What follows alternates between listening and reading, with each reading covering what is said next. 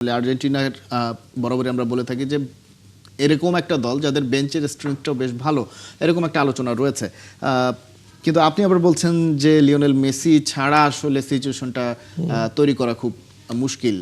আর্জেন্টিনার টিমটার ডেপথ আসলে কতটা ভালো, এবং সামনে নিশ্চয়ই আরও কঠিন প্রতিপক্ষ রয়েছে, সুইজারল্যান্ড রয়েছে, এরপরে তো আরও সুইজারল্যান্ডকে টপকে যেতে পারলে তারপরে আরও কঠিন প্রতিপক্ষ।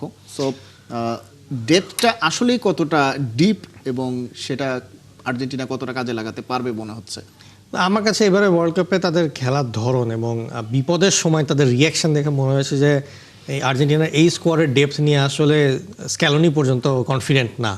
তার কারণে আপনি দেখতে হবে যে 120 মিনিট পর্যন্ত যখন মেসির মতন প্লেয়ারকে খেলাতে হচ্ছে কেপ ভার্ডের এগেনস্টে ম্যাচ জয় নিয়ে আসার জন্য, প্লাস কালকের ম্যাচেও দেখলাম যে মেসিকেই আর কি সব কিছু করতে হলো।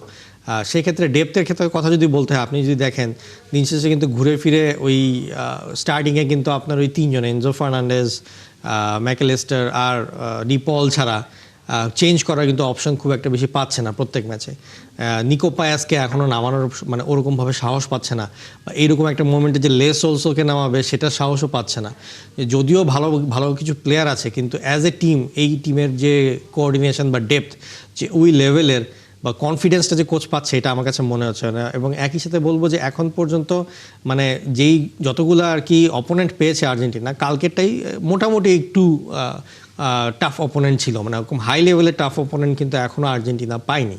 আপনি যদি দেখেন জর্ডান, অস্ট্রিয়া, আলজেরিয়া, কেপ ভার্ডে, এরপরে কালকে মিশরই হারায় দিচ্ছিল কালকে বলতে গেলে প্রায়। তো এর থেকেও তো টপ লেভেলের টিমগুলোর সাথে সামনে খেলা পড়বে, হয়তো সুইজারল্যান্ড আরও ভালো করবে, এরপরে ইংল্যান্ড বা নরওয়ের মধ্যে কেউ একজন আসবে। তো এইগুলো তো খুবই হাই লেভেলের অপোনেন্ট, এবং এই ডেপথটা আসলে মানে ইউটিলাইজ করার যে সুযোগগুলো এতদিন পর্যন্ত ছিল, স্ক্যালোনিকে ওই জর্ডানের ম্যাচ ছাড়া আমি আর কোনো ম্যাচে ভাবে করে ইউটিলাইজ করতে দেখলাম না, যে নিকো প্যাস বা লেসোলসোকে। সো ওইটা একটা প্রশ্ন থেকেই যায় যে প্রত্যেক ম্যাচে কি মেসি বার করে নিয়ে আসতে হবে ওয়ার্ল্ড কাপ জেতা পর্যন্ত?